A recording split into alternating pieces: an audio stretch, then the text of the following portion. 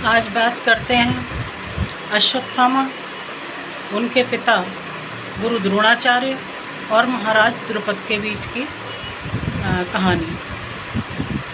महाराजा द्रुपद जो द्रौपदी के पिता थे, पंचाल नरेश थे। पंचाल देश को उस समय जो देश था या राज्य था उसको दो भागों में बांटा गया था। उत्तराखंड और उत्तर प्रदेश में जाकर ये बहुत बड़ा विस्तारीकरण इस राज्य का था।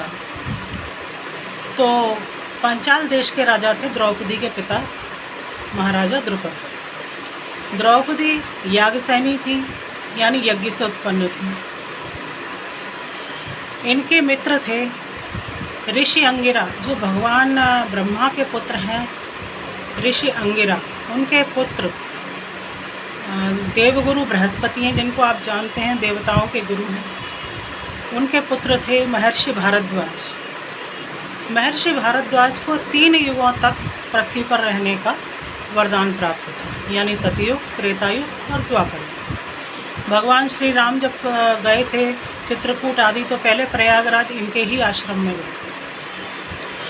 ऋषि भारद्वाज को विमान शास्त्र का जनक भी माना जाता है। लेकिन जैसा कि आप जानते हैं, ऋषि मुनियों के पास बहुत कुछ देने के लिए वरदान आदि शिक्षा सब कुछ होती है, लेकिन वो कुछ रखते नहीं।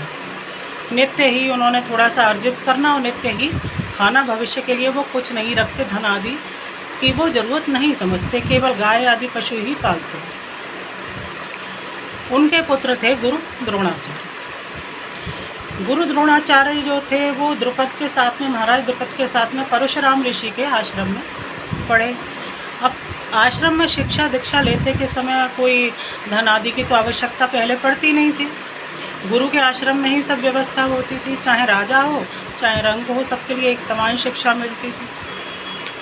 तो वहाँ रहने के बाद दोनों में दोस्ती हुई और द्रुपद महाराज ने द्रोणाचार्य से कहा कि मित्र, एक दिन जब मैं यहाँ से जाऊँगा, मैं वचन देता हूँ कि तुम्हें अपना आधा राज्य दे दूँगा, क्योंकि राज्य तो बहुत बड़ा है मेरा, मैं संभाल नहीं सकता। उसके बाद जब ये दोनों शिक्षा दीक्षा समाप्त करके अपने आ गए, तो कृपी देवी यानी कृपाचार्य, जो पांडवों कौरवों के कुलगुरु थे, उनकी बहन कृपी देवी, जिनको शीतला माता के रूप में पूजते हैं लोग। शीतला माता जो कृपी देवी हैं, उनको देवी ने वरदान दिया था बच्चों की देवी के रूप में रहने के लिए। तो जो कृपी देवी हैं, उनसे उनका विवाह हुआ। लेकिन ससुराल भी ऋषियों की और अपना घर भी ऋषि वाला, वहाँ कुछ धन नाम की चीज़ थी ही नहीं। अब अश्वत्थामा का जन्म हुआ। कहते हैं कि ये रुद्रावतार है, रुद्र का अंश अवतार है। एकादश रुद्रों में से एक है। रुद्र भगवान शिव के नहीं, एकादश रुद्रों में से एक हैं। तो ये उनके अवतार हैं। उनका जन्म हुआ तो महाराजा द्रुपद के यहाँ खाने पीने के लिए कुछ भी नहीं था। तो चावल के आटे को पानी में घोल के बच्चे को पिलाते जब वो भूखा रोता था। तो ऐसे में उनको याद आई कि मैं अपने मित्र द्रुपद से कुछ वरदान मांग लूँ, कुछ दान मांग लूँ। जा कर के वहाँ गए उनके पास और उन्होंने कहा कि महाराज द्रुपद, मुझे पहचानते हो, मैं तुम्हारा मित्र द्रोण, गुरुपुत्र द्रोण हूँ मैं, और मैं तुम्हारे पास कुछ लेने के लिए आया हूँ। तो द्रुपद ने कहा, पहली बात तो मुझे मित्र मत कहो, कि मित्रता वहीं तक थी। एक राजा की और एक गरीब की कोई मित्रता नहीं होती है। द्रोणाचार्य ने बहुत समझाया कि मित्रता में ये चीज़ें नहीं होनी चाहिए, लेकिन द्रुपद महाराज ने उनका बहुत तिरस्कार किया, बहुत अपमान किया। तो द्रोणाचार्य ने कहा कि तुम तो कहते थे कि मैं राज्य दे दूंगा आधा, पर मैं ऋषि हूँ, मुझे राज्य का क्या करना है। लेकिन तुम एक गाय दे दो मुझे, वो लेकर, और थोड़ा सा धन जो मैं लेके चला जाऊँगा, मेरा बच्चा बालक बहुत भूखा है।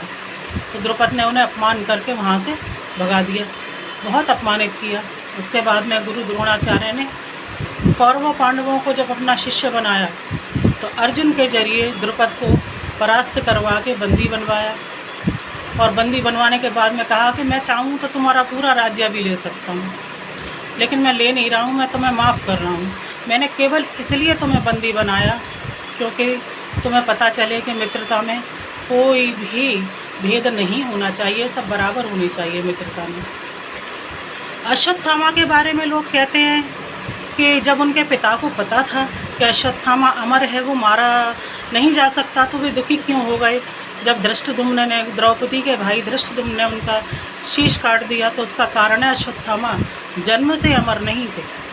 अश्वत्थामा ने जब अर्जुन के पौत्र और अभिमन्यु के पुत्र परीक्षित जो कि माँ के गर्भ में थे, उत्तरा के गर्भ में थे, तब ब्रह्मास्त्र या ब्रह्मशर अस्त्र चलाया था, जिन्हें फिर भगवान श्री कृष्ण के द्वारा ही बचाया जा सका। अंतिम पांडवों के वंशी रह गए थे महाराज परीक्षित।